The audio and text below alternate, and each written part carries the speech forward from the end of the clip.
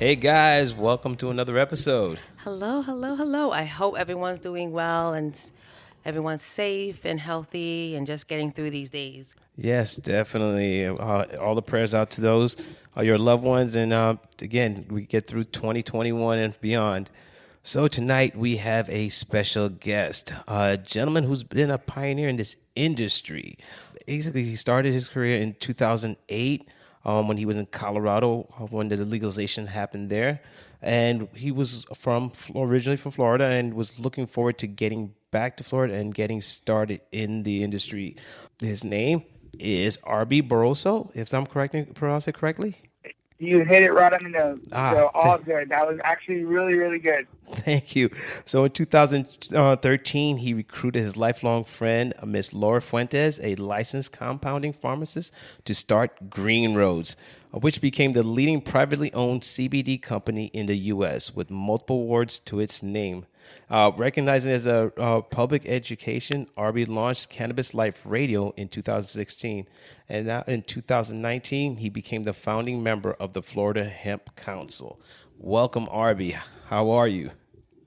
Pretty good. How you guys doing? Great. Oh, I was just going to say, you guys are warm and happy down there in Florida. I know.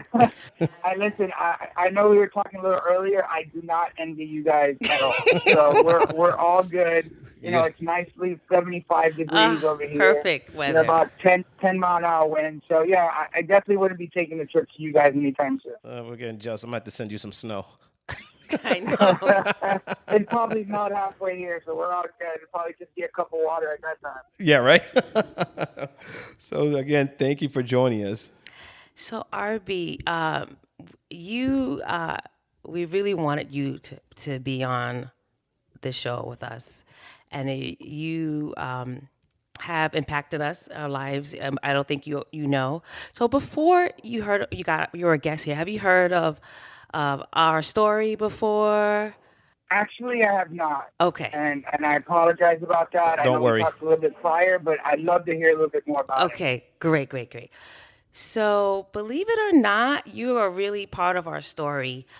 Our son started using Green Road CBD oil as one of his first CBD oils he used for his seizures, and he had some good results.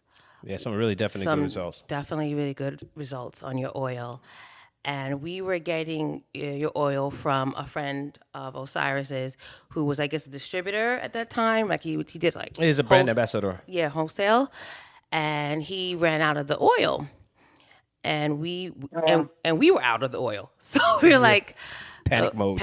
Basically panic mode. And all families know this. This is, this is something you use for serious condition. So when you run out, you go in panic mode. So I said, okay, let me go to the website. Maybe we could find a store in New York. Since it's New York City, we got to find someone who's selling the oil. Yeah, mind you, it's just early on in New York where they just passed the medical marijuana program.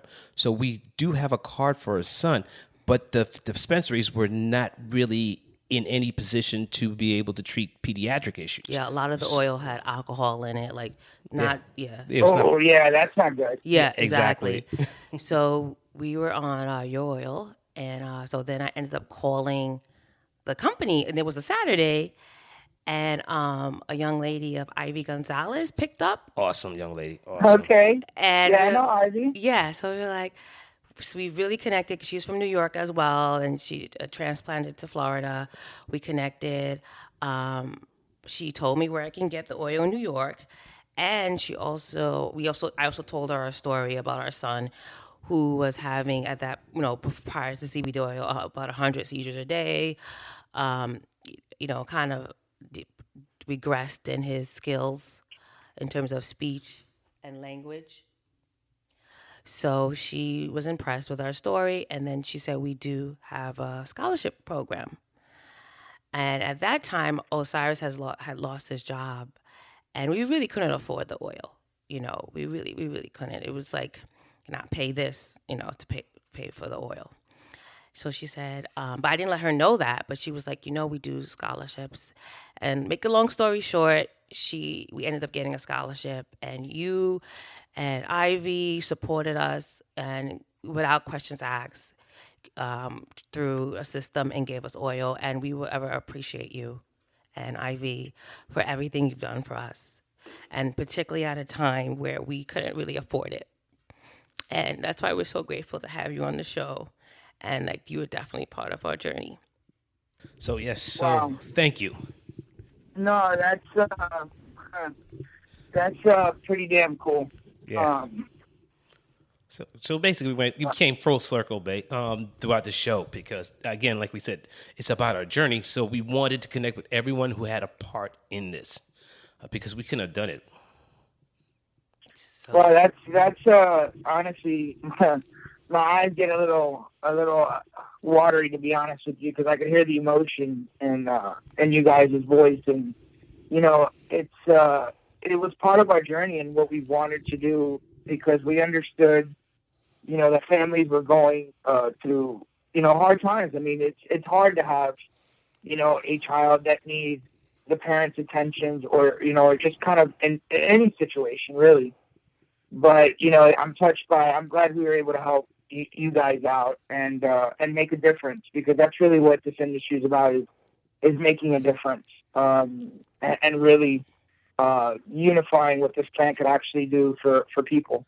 yeah, definitely. And then I know with the pre-interview, we spoke about Jennifer, and then Ivy then connected me with Jennifer. And, I never met her personally, but I felt so connected to.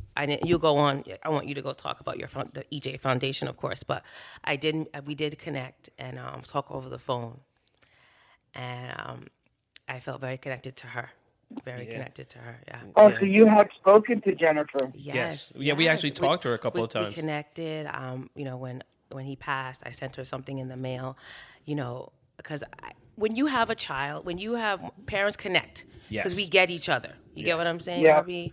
So we both had boys, similar age. So we knew the struggle, and so we connected right away.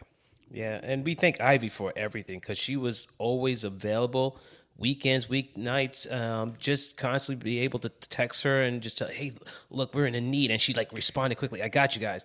Hey, and she would follow up. Did you guys get it? And just to make sure we were okay, and we really appreciate that.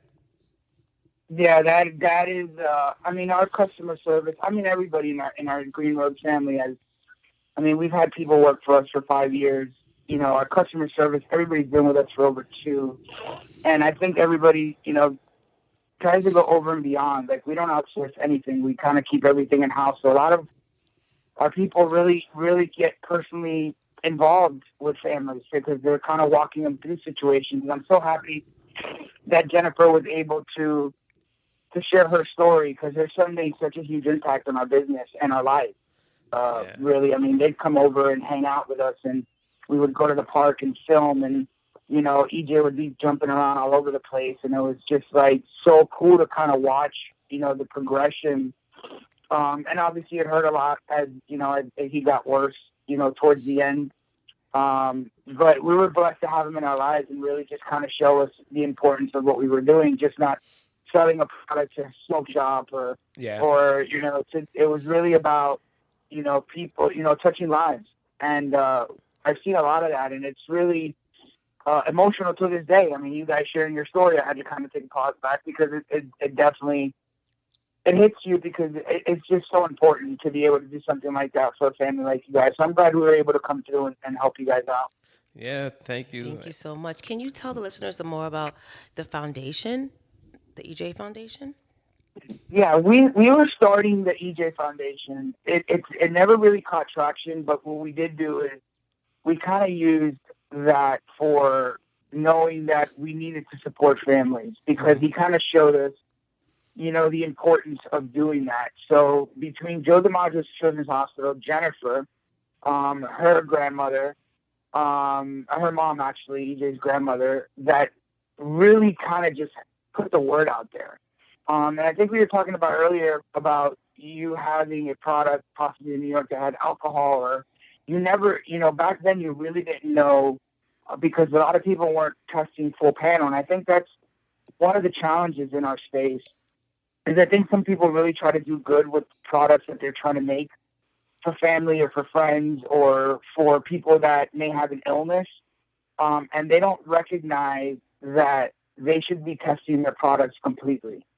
And I say that only because I know at one point in time we knew a family that was giving their family members a product, and just by looking at it, I didn't like the way it looked, and we actually sent it in for testing, and there was heavy metals and other, solvents and issues with that product, and they were passing that on to their loved ones for months before they recognized that it just wasn't doing them actually good. It was actually hurting them more than doing good. So, the EJ Foundation was kind of just hoping and trying to support these families.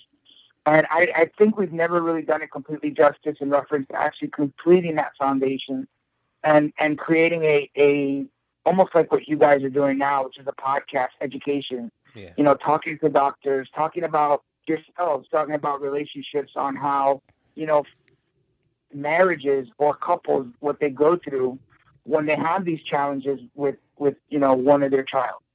And I think that's truly important for you to share, because you could see Jennifer had the connection with you guys and probably spoke to you about a lot that what she was doing for EJ. Mm-hmm. Yeah. So again, what he's been able to do, EJ's not here today. I'm pretty sure he's looking down with a big smile because he always had one.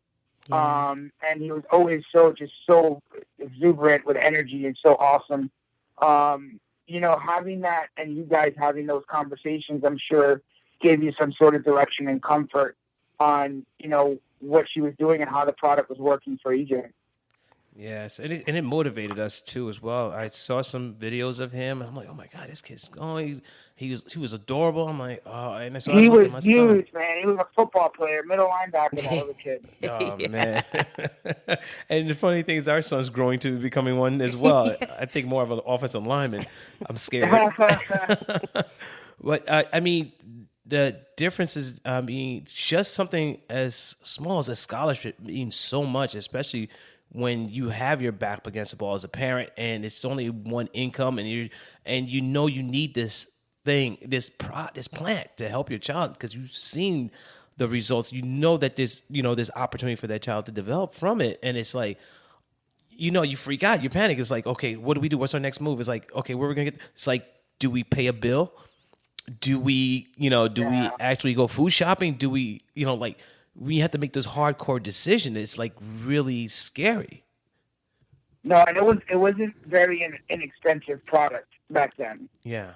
So again, I think us being able to do what we did is important. We still do it till today. And I think it's extremely important to kind of support the family, because you're right. $100 goes a long way. Is it food? Is it a medical bill? Is it your light bill? Is it your phone? Yeah. Like, what are the other necessities that you need that you don't really have to worry about providing a product for a loved one and have to worry about spending that $100 or possibly $200, depending on what the dosages are. Yeah, how much they take. Yeah. Because I remember Jennifer would come in and they'd take 4 bottles of 1,500. Yeah, those bottles back then were $170, yes. $180. Yes. And the thing is, some kids need a lot. Yeah, no, and we completely knew that it was like, it's not a typical, and we're not doctors, but we can't recommend dosages. Yeah. So that was really up to Lynn Meister and Joe D. But, I know she was giving them probably 200, 300 milligrams a day. Yeah. Wow. Oh, yeah. Aiden was on that much at one point, especially in the beginning. So, yeah, definitely. And the learning curve, too, wasn't there as well. Oh, you're just trying to figure out, like, okay, I got to get a little drop. But you can become antsy as a parent. You become antsy. It's like, I'm waiting for a result. I'm waiting. Like, you're waiting for that, that point where you get to see, the corner is turned, because you can see the child's making some type of change that they didn't have before. They're staring at you. They made eye contact, or they made a certain movement that they normally don't do. So you're like, okay, we're on the track. So now you want to give more. And they start giving more. And it's just that gets complicated. Yeah. I always told Jennifer to write in the diary. Yes. Like we've always told family members, write in a diary. You're not going to see a quick result. Mm-hmm. Yes, that's true. You know, and there's obviously not enough studies out there, and all this thing is going in the direction it's going. But, you know, as a parent in your home, you know, we've always said, you write in a diary. You know at what time daily, so you have that constant. If it's 9 a.m., it's 9 a.m. If it's 9 and 12, 9 and 12, 12, 4, 12, 4. So kind of have that pattern, so you kind of see the results as that time goes on, instead of just dosing, you know, at every minute of the day. Yeah. So, I mean, things have worked differently for different families, but, you know, it's just tough. I can't even, honestly, I can't imagine. So God bless you guys for doing what you're doing, and I'm so happy we were able to help whichever way we could. No, we appreciate that you had created that program so early on. Like, you had the foresight to do that early on, because I don't think too many other brands were doing that, and it really helped us greatly. I mean, it bought us some time in trying to figure things out, and it was helping him. I mean, it brought some happiness to us, basically, in the sense that, oh my God, we're watching him. He's actually eating. He's actually able to, you know, stand without having a seizure and falling. Because when you mentioned helmet in the beginning, I'm like, oh my God, I remember my son wore a helmet for about a year, 2 years. He had to have a helmet because he would have these drop seizures, and they were vicious. Oh, they were vicious. They traumatized us, literally traumatized us, because we think about it every day. We just watch him stand. It's like, okay, is he gonna fall now? Because it would happen unexpectedly. Yeah, unexpectedly. Yeah. So now he's taking a shower by himself, and I'm sitting, and I don't even have to think about it anymore. I'm like, oh, wow, no more that thud sound that we used to get. So it's amazing how this industry has grown in such a short period of time, and how much of a profound effect it has. And so we thank you for, you know, taking a chance, taking a leap of faith, and jumping in and doing what you're doing. I appreciate that. I mean, I think our team is pretty solid on that was part of it. I mean, we saw other companies in the beginning of the space that we didn't like what they were doing, and I won't mention any names, but you don't make families wait for a product or anything like that when you have access to something that you think may help, or the family thinks it may help them. You know, I think that's just not cool. Like, you know, we've never really put ourselves out there and said, you know, run articles or, you know, made or profited out of somebody else's sickness. I mean, I think we've given back as much as we could. I think there's always opportunities to give back more. Yeah. But I think we've done a pretty decent job. And I think other company, you know, there was another company that didn't do that. And that's something that I frowned upon when we were starting our company. And I didn't want to have somebody frown upon us. So, you know, Laura, myself, and the team, you know, pretty much tried to do whatever we could, even when it was very expensive. Because the fact is that people look at the product today and realize that raw material is $300 to $1,000 tops. Wow. When we started in this business, it was $45,000 for 1,000 milligrams. Oh, you know, 1,000 grams. Sorry, 1,000 grams for a kilo. So you're talking $45,000 for 1 kilo, and it stayed in the $30,000s for over a year. Oh my God! So you're talking 2014, it was $45,000. 2015 was somewhere around the mid 30s to high 30s. Yeah. You know, then you get towards the end of the year, and you're hoping that you're getting in the low 30s. And 17 was still in the 20s. Yeah. So I mean, people don't recognize that it wasn't cost efficient for us to give out the type of product that we were giving out. But I think we gave away probably close to $1 million every year. Wow. And products. I know for a fact we did that in 2017. Probably even more than that. Because just with EJ by itself, you were talking about probably about 4 bottles, somewhere around, I don't know, 3,000 to 4,500 milligrams a month. You know, so you're talking about once you get to, you know, a year. So we, you know, again, it was just, you couldn't charge somebody or have somebody come by the office that had a sick child and say, oh, you owe me $200 or $150. Yeah. Oh, I'm sorry, you don't have the money. I'm not going to give you the product. Yeah, that's pretty heartless in my mind. So, you know, I never wanted to feel that. You know, I never wanted to feel bad about it. And we appreciate that because it greatly benefited us. It bought us some time, so we were able actually to pay it. And so, again, like I said, it's come full circle for us to pay it forward by educating people, putting the information out there, and speaking to, to people like yourself, the ones who've made this decision to offer scholarships, like get to hear the reasons why they do what they do. So, because I know there's everybody and their uncle has a brand now. Everybody's selling CBD oil. So, so it's like, well, who do you trust?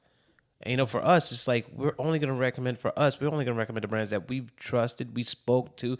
I mean, I have to honestly say we've spoken more to the companies that we've worked with than we do with some of our doctors. That's awesome. But you guys respond. Know the space now. I mean, you're obviously extremely educated in the space. Oh, yeah. You guys have done your research, and that's one of the things that even till today what we do is we educate a lot of the new up and coming companies. Yeah. Like, hey, what do your label requirements should look like? Make sure you're testing with an independent, ISO 17025 lab. Make sure you have QR codes in your bottle. Mm-hmm. Yes. All these things that people don't understand. You go to a place and you go buy a bottle, it doesn't have a QR code. You go to their website, it has a raw material COA on it. Which means nothing because it doesn't tell you the final batch number or, your final finish, full panel testing.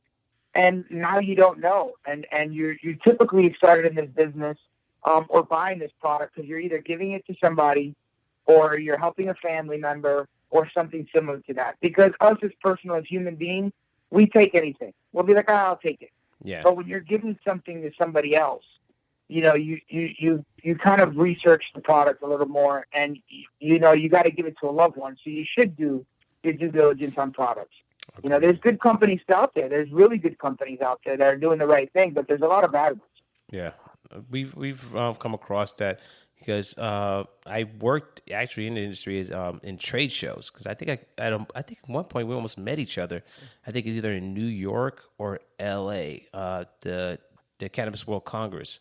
About a year or 2 years ago, pre-COVID. And there I got really educated about, having worked in the industry, I really got to know the companies. I got to know where they farm their products, how they do it, what they're processing. For anybody, I would recommend doing a trade show, whether you're just, a consumer, whether you're in the industry or this. You learn a lot when you get to speak to people face to face about who, what, where, and what they do. Oh, yeah. So that was benefit of doing that job for a while. Now, for you guys, what is your next goal? Like, what is, what's coming down the pike for you guys? For us, it's just continuing to legislate in the space. We're doing that now. We launched our OTC line, which now we're CGMP. We make all our products from scratch. We make 80% of our products. We still don't make our edibles, but we've been working with the same edible company now for about 3 years. We're now launching, our first sleep line. We're going to have different supplements in our products, sunflower, vitamins, just different types of daily doses that, if you take your Centrum or your probiotics, we're going to make products that have that. We feel that, CBD or cannabinoid products or similar to that, just CBD itself, should be a nutrition that you take every day. Like health and wellness. Our endocannabinoid system. If you're having a deficiency, typically when you have that, you get sick easy. Just a lot of things happen when you're out of sync. Yeah. And we feel that this product in this plant, in this side of the space, the cannabis is a little different, but I feel that in this side of the space, having a full cannabinoid profile with different types of supplements and vitamins and things like that is the next step for us, I think. Okay. I think that is really being the Centrum, the probiotics of your daily use, your daily uses when you leave the house, should be something that you shouldn't have to think about it.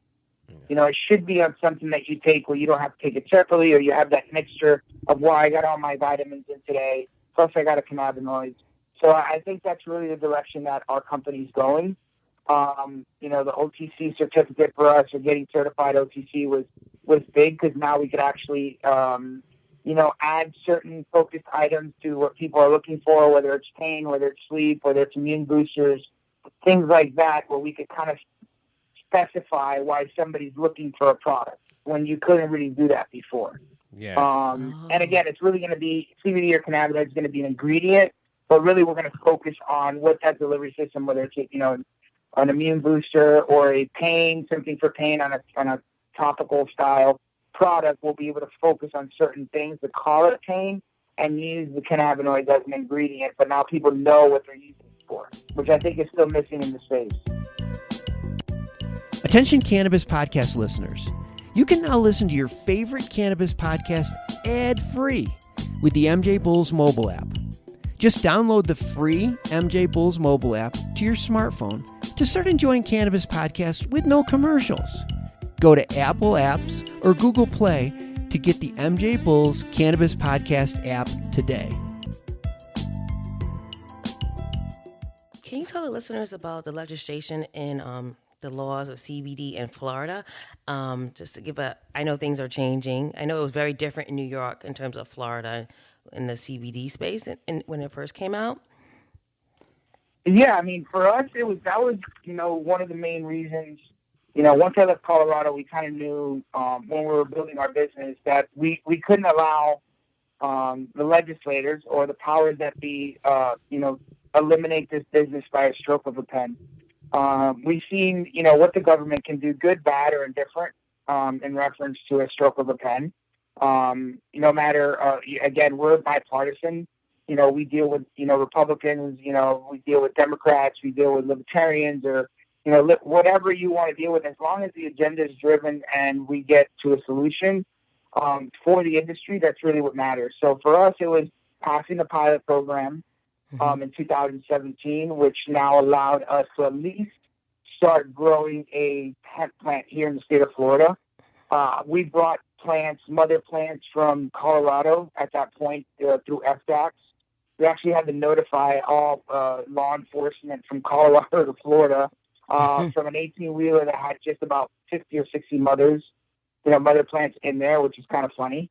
It was like for, transporting, a couple tons of cannabis, which was kind of ridiculous. But it was what it was, and we were, now we're here today. But having that and then kind of having an opportunity to work with the University of Florida, Wow. Giving them approximately $1 million for research to kind of see what seeds are going to work here in this, 3-climate state.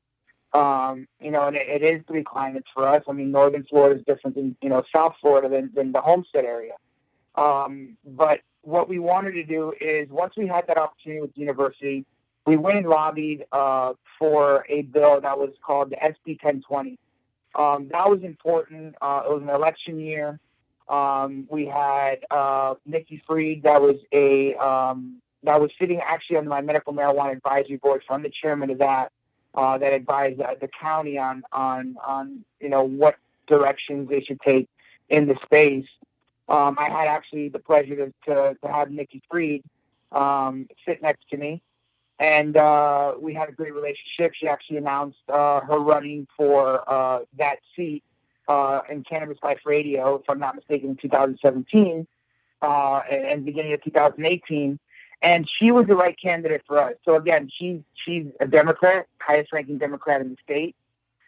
She was going up against a gentleman called Caldwell, great person, amazing, from mid-Florida. But we felt that we needed to kind of back Nikki Fried. She understood the space. I think she's good for the ad community in the state of Florida, and she ended up winning that seat.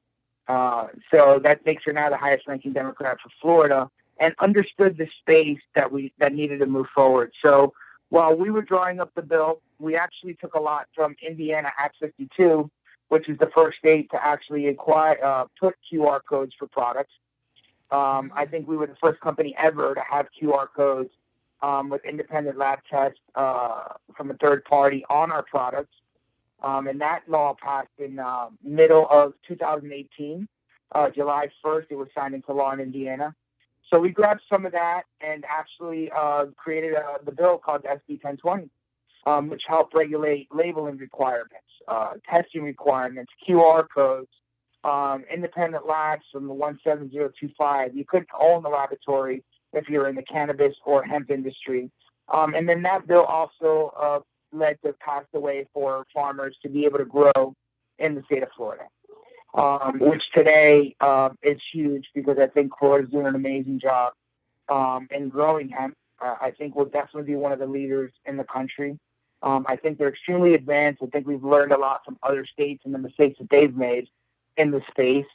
And those are the best teachers. I mean, what these other states were able to do once Obama passed, that bill in 2014, we learned a lot. And I definitely congratulate a lot of those states that took that first leap, because now other states are learning from their mistakes and we're just getting better at what we do. So, and then we actually had to make another bill called the HB 921, which was a glitch bill that we needed to fix some of the things that we messed up in the SB 1020, which meant that, let's say, Southeast Grocers or one of these, food markets, or Whole Foods, let's say, couldn't sell hemp bars or couldn't sell hemp seed oil because they would have to get it tested full panel to be able to sell the products on the shelf.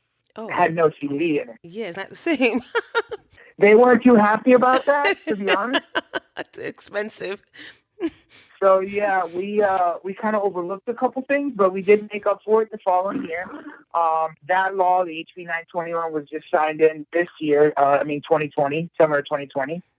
So yeah, we fixed that, and now we're in 802 public stores. So I think they weren't too happy, but now they're pretty happy. So I mean, we've been blessed to be able to get some of those 3 bills in 3 years. That's huge. Typically, it only takes, when you submit a bill, only 6% of those bills ever pass.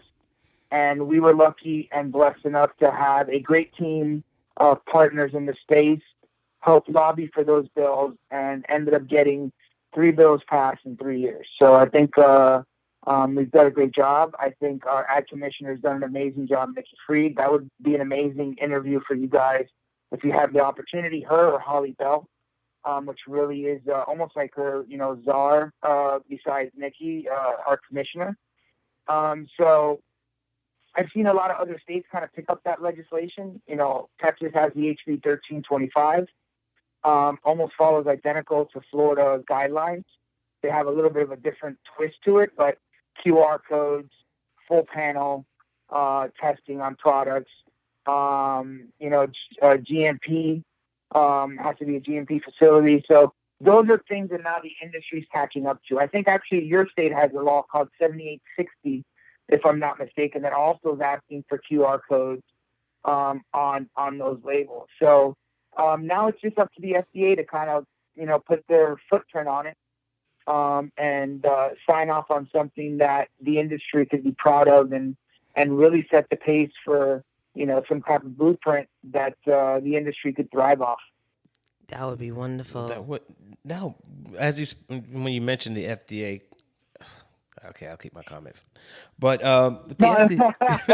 we could talk a long time about that. I can tell you that right now. But yeah, listen, I can tell you right now, they do have a bill right now that is bipartisan. Mm-hmm. Oh, that's interesting. So there's a bipartisan bill right now that is looking to pass CBD as a supplement. I did hear HR that. 841. I did read about that. They are trying to pass something, which we didn't think it would be supplement. So I'll back exactly. up a little bit. We were in front of the FDA last February, and Kelly Dyer. Casimir was there, Canopy was there, Growth was, Kronos was there, Nestle from Garden of Life. All these companies were there, and we kind of had the opportunity to kind of just say our piece and kind of figure out what's the next direction. Then obviously COVID hit. Then we had the opportunity to have a Zoom call with them on July 23rd. They had submitted a guidance package that nobody really knew what was in it, but we did write up 5-opinion, 3-page letter, submitted it to them to tell them, hey, we feel that if you guys come out with something, you typically chill the market, people freak out, and nothing ever gets done. So these are the 5 opinions that we feel that you should hold on to. You know, if you take 3 of them, great, but at least have these 5 in front of you. Then we had the opportunity to talk to OMB on the 30th of July. About 50 companies on that call, Q&A real quick for about 45 minutes. Then when the change of the administration happened, President Biden pulled that guidance package that was there. Now, we have been working all together for about a year, figuring out where this is going to go. So we obviously were a little disappointed. But right after that, I think February 7th, right after we pulled it, there's bipartisan support for a bill that's the HR 841. Will it go anywhere? Don't know. We're hoping that it does, and it comes out as a supplement, because I never thought it would come out within a year to year and a half, where they would kind of make that ruling as a supplement. But we'll take it, because at that point in time, the industry now has a path to success where people that are going to buy a product know that that product has a requirement prior to getting to consumer. Absolutely. And I think the consumer protection is probably the biggest hurdle that this industry is facing today, because a lot of people don't trust the products, or they've taken the product and nothing happens, or they see a news report, like they did on NBC investigative report, where 8 out of the 10 products didn't have what they said it has in it. So once you kind of correct that, the people that are loyal CBD users, we know what they are. What we need to do is educate the ones that either tried it or never come back to it because they had a bad experience. So to drive that industry forward, we need that kind of guidance. And hopefully now they'll get off the, and pass this bill, so we kind of move on and continue to create a good market for consumers.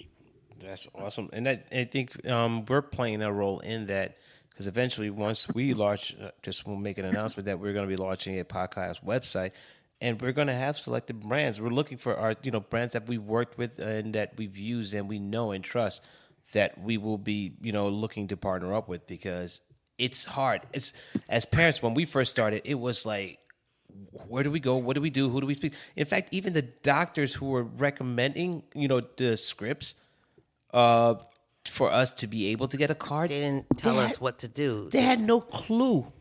It was just an extra $300-$400 for them. They had no clue what they're doing, some of these doctors. It was like, oh, my God. So you can imagine the whirlwind and how much research we had to do. And when you're trying to take care of a child, you're doing the research. So it's like we had to split up the duties. Like, hey, Nina, you look up CBD companies. I'll look into basically foods, medicine, other things that, we can help our son. So it's like we went back to school, the both of us. Yeah, because there's so many companies and you guys out now. probably run circles around other doctors that recommend it today. I've seen doctors recommend products that have no idea. Oh, yeah. Yeah, exactly. It's tough. It's a tough space now, and especially with so many companies out there. Yeah. People will come to me knowing that our son uses it, and for me, it's hard for me to say, okay, just use this product. I want them to have like a list for them to make their own educated decision. Like we did. Yeah. Because it's not a one-size-fits-all. That's one thing we learned. It's not a one-size-fits-all. You're going to have to go through the gambit and figure it out. But at least you have a starting space. For us, I think what helped us is that we didn't wait that long after our son was diagnosed, because we already had a little bit of an education. And so we was like, okay, it didn't wait a year, 2 years, 3 years like some parents do. It took us a month to make that decision, say, we're going to use it after he got diagnosed. And we're like, okay, it was just a matter now figuring it out. So we went through the pains of figuring what works and what doesn't work. Yeah, no, that is, I can't even imagine as the family kind of making that decision. It's got to be a tough decision, but you're right though. You have to give the parents a choice, because and not one pill or one product fits all. I mean, our product might work for a lot of people, and it might not work for some people. This is not what I say. It's not a miracle drug or a miracle plant. It's an access to a better life and an alternative to certain decisions that you may make. Agreed. But I mean, I always tell people, even when I have these type of interviews or speak to them, like, listen, there's other good companies out there. What I recommend for anybody that's going to buy a product, do your research. Exactly. Look at their websites. Find out who's making the product. Is it a white label? Mm-hmm. There's a lot of companies out there. There's a couple pretty big companies out there that don't even make their product. Yes. They don't have a finger on the pulse of how that product's being made. Yep. They go ahead and test it. Yeah, let me go get it tested. It's got a COA, great. But they have no understanding of how that product's being made. Are they putting just olive oil and isolate? Are they compounding it? Do they have a batch number? I mean, there's just so many different avenues that you need to look at, especially in those type of situations. So I think it's so important because there is other good companies out there. There is good people that are doing good products out there. But I always recommend to other people, listen, go to the website. If it doesn't have a QR code, don't buy it. Mm-hmm. And if it has a QR code that has a raw material lab sheet, don't buy it. If it's not an independent laboratory, don't buy it. Now, Arby, can you there's so many check marks that I would tell you guys to have. You could tell really quick if a product is good or it's made the right way. And that if it doesn't have a QR code in full panel, that's your first mistake. And then at that point in time, read if it's hemp extract. Because a lot of people are putting hemp extract and there's no CBD in there. Yes, like olive oil. It's nothing. It's literally hemp oil, and they're selling it for $30, $40. I mean, go to Amazon. That's expensive. There's plenty of products on Amazon that are selling like that. You got 30,000 milligrams for $20 on Amazon, whatever that means. Yeah, right. So those are the things that I think are extremely important that, people just need to know. Go to their website. What are they talking about? Do they educate the consumer? Do they have more than just a product for sale? Are they trying to educate, that person on what they feel they may need or what they might want? And then obviously, just being able to reach somebody is always good. Because I've seen some of these companies that you could call them 100 times and they never get back to you. Oh yeah, we've been there. Yes, we have. So those are just small little things that people should look for because there are good companies out there that are trying to do and are doing the right thing. And it's hard to separate from the bad ones.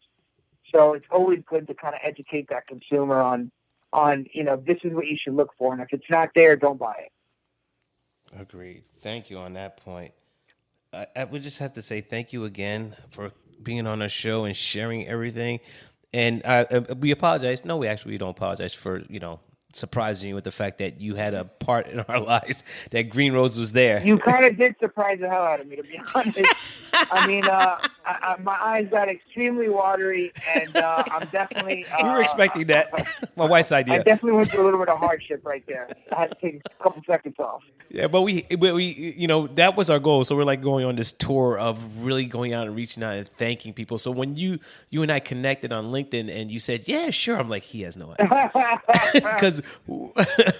Because we actually almost met at one of the trade shows. You were there and I asked for you and they said, oh, he had just left. I was like, oh God, I wanted to thank him personally. But I was like, all right, I'll eventually catch up to him. And lo and behold, here we are. It's really amazing that you guys shared that with me. It really made my night, to be honest. It means a lot to know that, and people ask, well, you get tired of hearing it? Absolutely not. It's so important to kind of hear because sometimes you kind of get lost in the fog. And it's kind of cool to hear because it really is important to hear those stories and share them. So I appreciate it. Thank you guys so much for sharing that with me. And I look forward to having future conversations and watching you guys grow and watching that website and the interviews that you guys have. I think it's so important on what you guys are doing. And I think you guys will be touching a lot of lives in what you do. So, kudos to you guys and to your family and to your son. So, thank you guys for giving me the opportunity. We do appreciate it. And definitely, if you see Ivy, tell her, thank you. We never forgot her. I definitely will. I will make sure of that. Yeah, we always talk about her. We always think about it like, this young lady definitely was there. She was like our cheerleader, making sure we were okay. And it's like amazing. We don't even get phone calls from our doctors. And it's like this young lady's checking in to say, did you guys get the order in? Awesome. Did you guys get it? Is everything okay? And it was awesome. So we really appreciate you and your team and what you guys are doing and what you guys have done for the families because it is huge. It is really huge. Yeah, thanks, And- Green Roads. Yeah, and we're hoping that a lot of other companies follow in your footsteps, and that you guys have set the template to really just be like, not to say forego, being in the black, but sometimes, when you give, you get, get it back I threefold. agree. I definitely agree. Well, again, Arby, thank you again for your time. We appreciate you. Enjoy your beautiful weather. I will. I definitely will. I'll send you a picture on LinkedIn. Hopefully we'll make it down there. On how our mornings look. Yeah, right? You on the beach with a drink. Oh boy, it's really tomorrow we have snow. But Arby, if they wanted to get in touch with you, got your website that you guys can if they want to look at your products or. Yeah, I mean, thank you for asking that. Yeah, I mean, we're pretty easy to find. I mean, just go to greenroads.com. And you can kind of go through our CBD University, CBD 101, even a career page. We got things up there, and we have videos on our business and what we do and how we do it. And so we give a pretty good outline and back end to who we are. I really, love the fact our customer service have all been with us for over 2 years. So if you do see something online that you see at greenroads.com, feel free to call our customer service. They're extremely educated. And you could ask them any questions. And again, we're pretty much on hand and on deck about 12 hours out of the day. And if you don't reach us, we'll definitely get back to you if you leave a message. So thanks again. And if you want to reach out to me directly, just hit me up on LinkedIn at arby-barraso. Thank you. Awesome. Thank you again. All right, guys. You have a good night. Have a good night. You too, guys. Have a great one. You too. Thank you again.